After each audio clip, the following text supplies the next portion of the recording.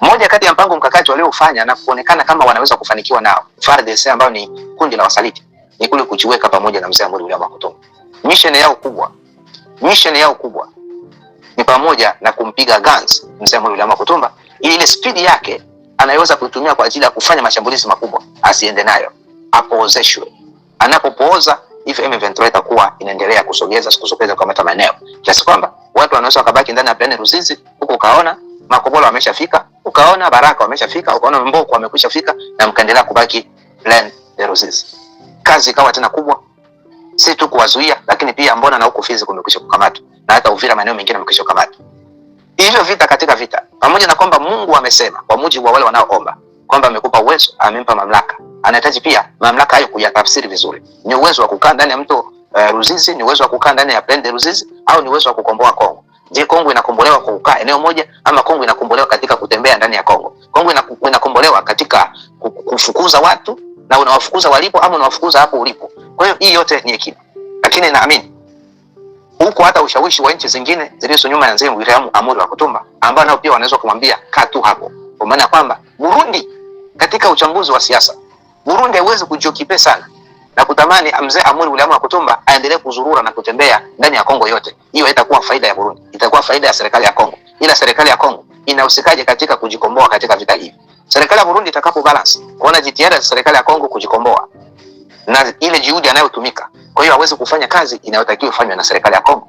Yeye Burundi akatumia gharama kufanya kazi ambayo inatakiwa ifanywe na gharama iliyotakiwa ifanywe na serikali ya Kongo. Kwa hiyo wakati mwingine hata serikali ya Burundi inaweza ikamfuta mzee Amuri William Makutombo kwenye shati, kumwambia una haja ya kwenda mbali, pigana hapa uamalize, tutawamalizia hapa. Wakati huo utakuta sasa mzee Amuri William Makutombo ama wazalendo walioko mto Ruzizi hawafanyi tena kwa faida ya Kongo, sasa wanakuwa wamewekwa pale kwa faida ya nchi ya Burundi.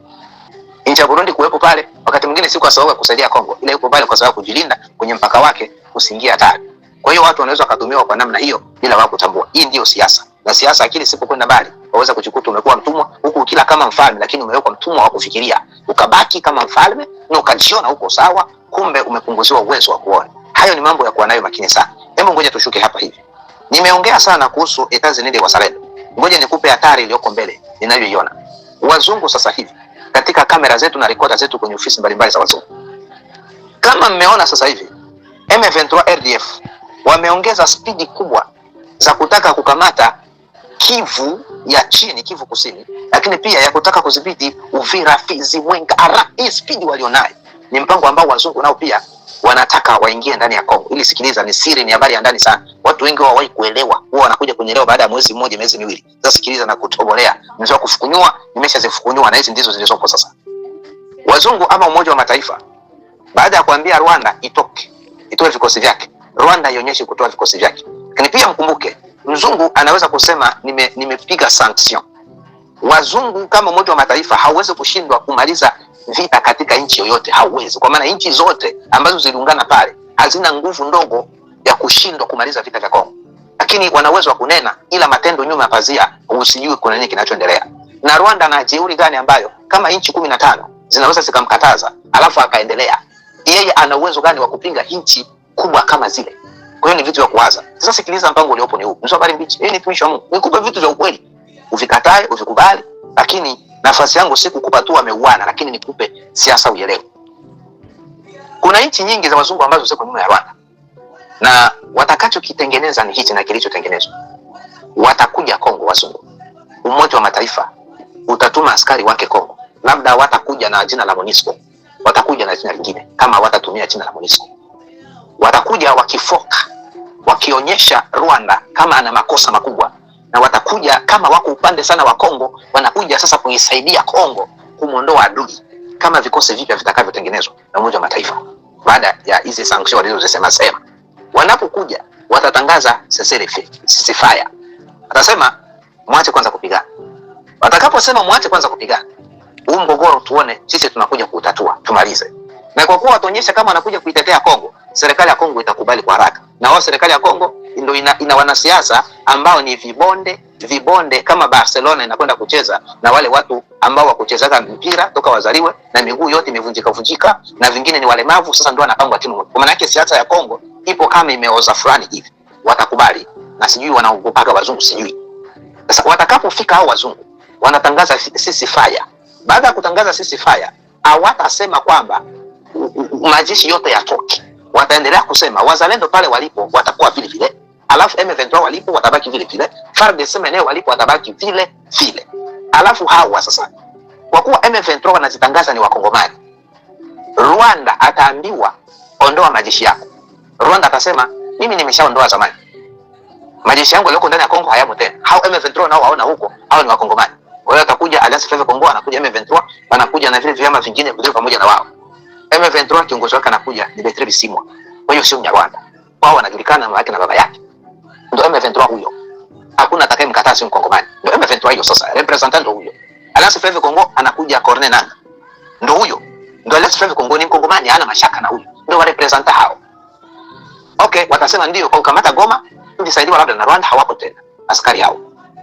Sasa baada ya hapo, kwa kuwa wazalendo waza wao hawajitegemei.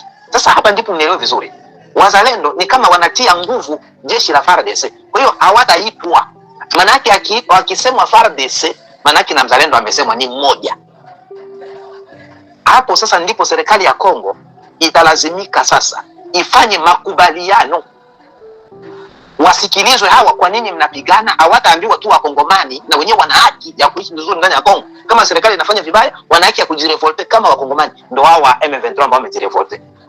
Wasikilize hawa. Sasa na kwa sababu ni wazungu tuwasikilize hawa. Wakati huo huo wao wazungu ndio wanaowapa nguvu hao wa M23. Manake bado watakuja si kwa upande wa kusikiliza Kongo, lakini kuja kutekeleza au kutimiza kusudi lao ndani ya M23. Ndilo kusudi gani? Kusudi la kwanza, sikiliza, makusudi manne au matatu yaliyomo ndani ya M23. Haya nimeyaongea kwa muda mrefu, watu hawanielewi, lakini elewa kwa sababu inakwenda kutimia sasa ili jambo hivi karibuni, kama wakongomani hawatalishughulikia kwa spidi kubwa. Kusudi la kwanza ni kusudi ambalo liko ndani ya Alliance Fleuve Congo. Kusudi lake kubwa Alliance Fleuve Congo ni kupata Kongo wao wawe marais. Ninaposema Alliance Fleuve Congo, maana yake ndio naongea pamoja na Joseph Kabila. Hii ndio bande key. Wapindue serikali ya Tshisekedi, wawe marais wa Kongo, wao watawale Kongo. Lakini ndani ya Alliance Fleuve Congo, kama watashindwa kupindua serikali ya Tshisekedi, sasa wako na plan B yao, kwa maana wanapenda yao madaraka. Akina Joseph Kabila na Corneille Nangaa wakishindwa kupindua, watakuja na agenda yao ya pili kwamba wabalkanize. Hii ni plan yao, wabalkanize. Ndio plan ya Joseph Kabila sasa hii na Rwanda na ile Aima Empire. Kwa hiyo balozi wake ndani ya Kongo ni Joseph Kabila, wabalkanize pays. Kwa hiyo watakapo balkanize pays, huyu Joseph Kabila ndiye atakuwa president wa kwanza wa parti est ya Kongo ambaye atakuwa balkanize Joseph Kabila. Ndio hivyo sasa. Sasa watabalkanize aje? Maana yake sasa watafika mahala maeneo yote ambayo tayari hili jeshi la M23 lipo, hayo maeneo ndio atakayotajwa, hayo maeneo kwamba ni maeneo ya M23 kama ambavyo wanajitangaza. FARDC wanakuja kutushambulia kwenye maeneo yetu. Willy Ngoma amekuwa akisema maneno haya mara nyingi. Mentefua huwa anasema wanakuja kutushambulia kwenye maeneo yetu. Maana yake wanataka Umoja wa Mataifa uzoe hivyo M23 ina maeneo yao. Wanataka serikali na wakongomani wazoe hivyo kwamba waliopo M23 sehemu ambayo wapo ni maeneo yao.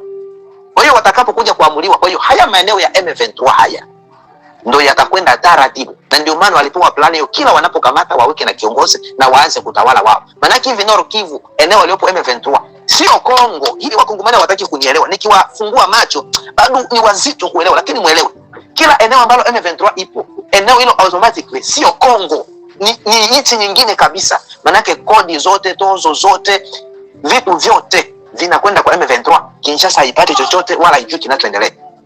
Na ndio maana M23 ikaenda kwa spidi kubwa, iwahi kukamata hii Kivu ya Kusini, Kivu ya Kaskazini, iwahi kushuka Kalemi, Katanga, ili mpango kwa haraka sana watakapokuja wazungu wakute eneo lao lote walilo target wameshalimiliki. Sasa itakapokuwa hivyo, mzalendo hataitwa kwa maana yuko ndani ya FARDC. Sasa kama mzalendo angejirevolte, sikiliza, sisemi ajirevolte, ninakuchambulia siasa. Kama mzalendo angeonekana yuko autonom, angeonekana anajitegemea, hapigani pamoja na FARDC, anajitegemea, maana yake mzalendo naye angeitwa. Na wewe hayo maeneo uliyoyakamata, umeyakamata kama nani? Kwa hiyo mzalendo na yeye anakuwa anadai haya ni maeneo yangu.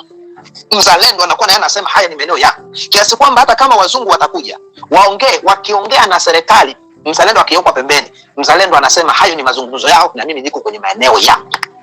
Na mimi ni mtawala, nina serikali zangu kwenye maeneo yangu. Umoja wa Mataifa wanapoona mzalendo ana maeneo yake ambayo sio ya FARDC, mzalendo naye anaweza kuitwa na yeye akaenda kusaini mkataba akaeleza anachokitaka. Lakini kama mzalendo yuko connected na FARDC mpaka leo, atamezwa na FARDC na atajikuta amenyonywa kama sukari ndani ya maji, asielewe siasa imekwendaje. Ninashukuru sana ndani ya wazalendo, ni wapambanaji wakubwa sana, lakini wanahitaji pia kuwa na wanasiasa wa viwango vya juu. Mpango wa wazungu unaweza kufeli na utafeli kwa mambo mawili. Jambo la kwanza, kwa maana Mungu anaipenda Kongo na hataki hii mipango itimizwe. Lakini jambo la pili linaloweza kufelisha mpango huu ni pale ambapo hawa wazalendo ambao uwai wa kutetea nchi bado unaonekana ndani ya wazalendo, uwai wa ukombozi wa nchi uko ndani ya wazalendo, basi wasisimame tu kidede. Yani wasisimame tu sisi wazalendo bwana, wakakaa sisi wazalendo bwana. Hapana, wawe wazalendo, lakini pia wafikirie kukomboa maeneo ambayo yamekamatwa, ili kwamba hata wazungu wanapokuja, na ndicho kinachowachelewesha kuona kuna wazalendo wanaonekana kama ni kivuli, ni wingu linachafua huu mpango. Wazalendo ndilo wingu linalochafua huu mpango. Sasa wasikae kuonekana wana maeneo machache. Walitakiwa pia wawe na wakati wa kuwasukuma hawa M23, wa kuendelea kuwanyima ile eneo kubwa walilolidhibiti liendelee tena kunyang'anywa, ili waendelee kuwa na eneo dogo zaidi, ili kwamba hata wazungu kikosi hicho kinapokuja kione sasa mna eneo gani ninyi M23, bado endelee kuona ni eneo dogo ambalo pia halina uhai, halina pumzi.